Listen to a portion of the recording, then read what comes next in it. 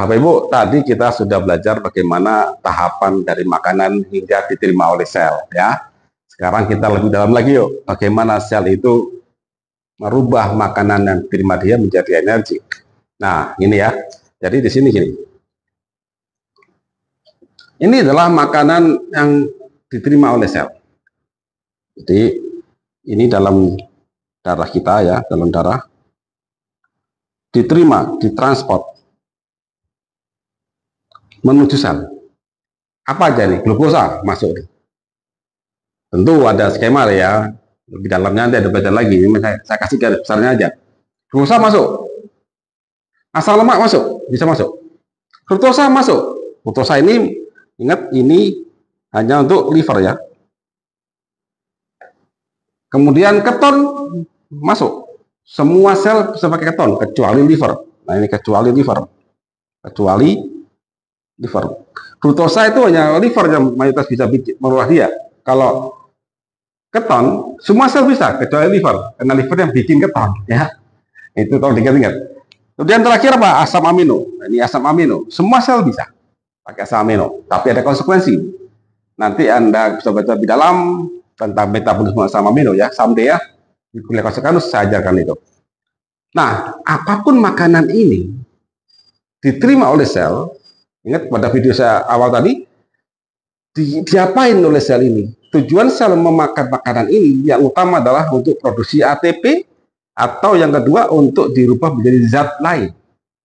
Nah, dari 1, 2, 3, 4, 5 jenis makanan ini, Bapak Ibu, perlu Anda note bahwa yang sebagai sumber energi utama adalah grup ini.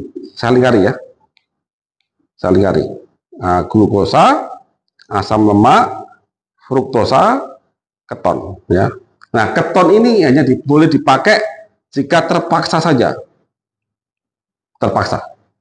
Yang dari makanan ini aja, glukosa, asam lemak, dua ini. Fruktosa ini dari makanan, dari buah banyak, tapi hanya bisa pakai liver ya. Nah, jadi kita fokus ke 1, 2 ini. Yang 3 ini hanya liver bisa pakai. Nah, apabila semua makanan ini mau dijadikan energi, dibakar, maka syarat utama adalah dia harus bisa masuk ke mitokondria. Ingat, ruang bakar kita adalah mitokondria di sini. Jadi masuk dulu dalam sel, kemudian dibawa ke sini. Nah, mitokondria punya syarat. Apa yang dimau? Yang dimau adalah dia harus menjadi asetil CoA, ini wajib ada, atau menjadi salah satu asam dari siklus Krebs.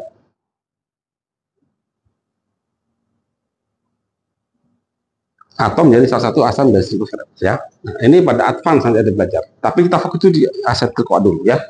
Jadi apapun makanan ini, apabila mau dibakar, maka kita ambil dulu yang garis besarnya, dia harus bisa menjadi asetil CoA. Ingat, sel itu bisa melihat, tapi yang dilihat itu adalah strukturnya.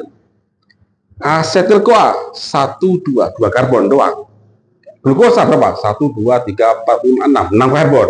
Artinya apa? Secara logik ada potong-potong dulu. Gimana potongnya? Di sitoplasma. Asam lemak berapa karbon? Kalau 16 karbon, dipotong dulu menjadi 2 karbon. Jadi ini skemanya begitu begitu. Ya.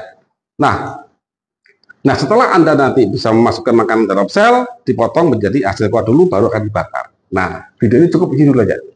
Next time kita akan bahas bagaimana perjalanan asetil CoA ini menjadi energi, sehingga sel bisa bergerak, bisa memompa.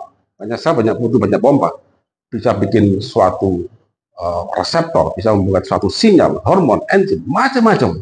Dia butuh energi di sini, Ibu. Jadi tahapannya Anda paham dulu, dari darah ada makanan ini masuk dalam sel. Sel jika mau dibakar harus jadi asetil CoA dulu atau salah satu asam dari siklus Krebs.